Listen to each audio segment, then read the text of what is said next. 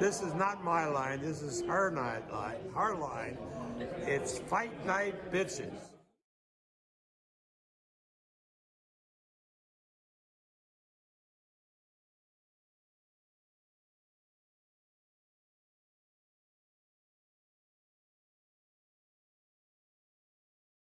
There was something that I read.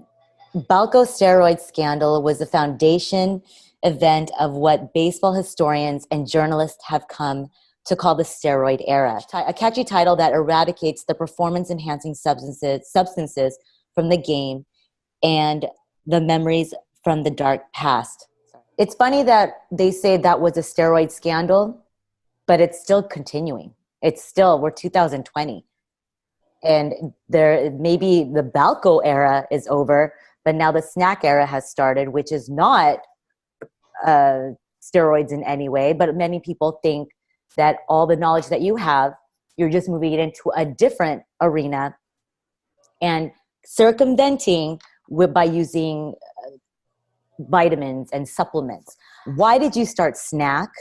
And why do you feel that you're the best role model to be able to help athletes perform at their highest without giving PEDs now? Well, I didn't just start SNAC, even though SNAC is more famous now than it was in the past, but I started BALCO in 1984, and I started SNAC in 1987 and actually incorporated SNAC in 1988. And the reason is I started out doing blood testing.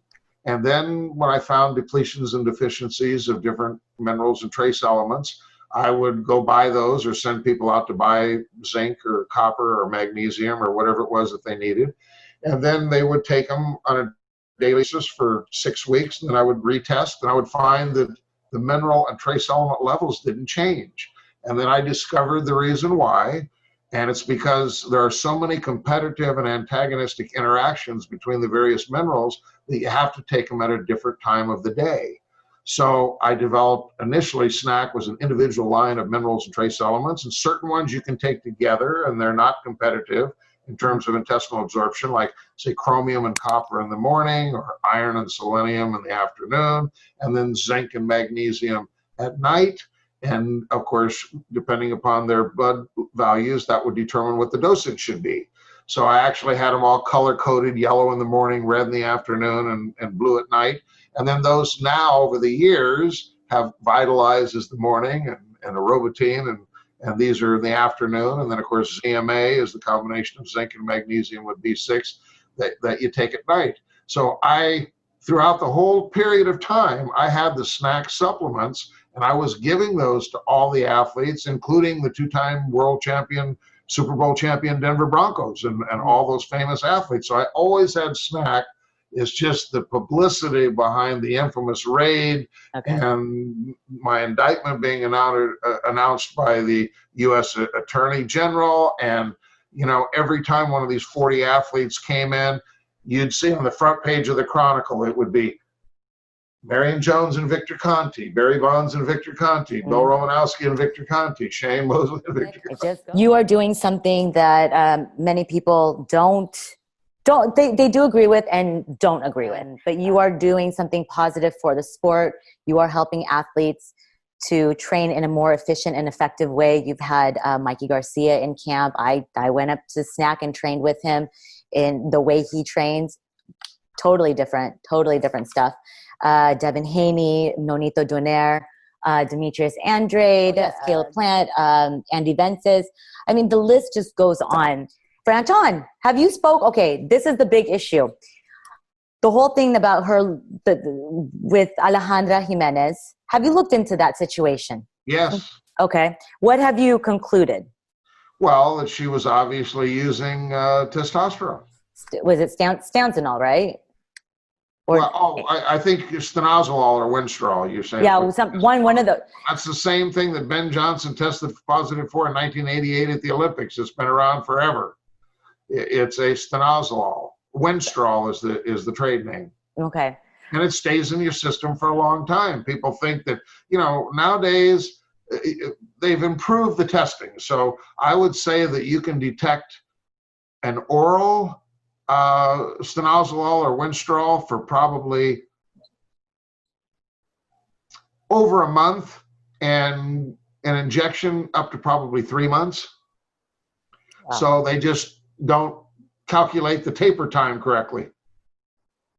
That's why in Here's the positive, competition, and then out the of competition. positive, and then Franchon got her belt back, and you know, I mean, that's something that is just, and the reason, let's talk about this a little bit, that it's so important to have testing, more so in women boxing than in male boxing, because a male has 10 times the amount of testosterone naturally compared to a female. Yeah. So when you give a female, and there's an article that's in Ring Magazine. I did an interview with Thomas Hauser that just recently came out, where I talk about, you know, world-class sprinters and the Kelly Whites and Marion Jones and these athletes. But we would typically see that with a female, if you gave them anabolic steroids, you could improve their 100-meter time by 0.4 of a second or 4 meters.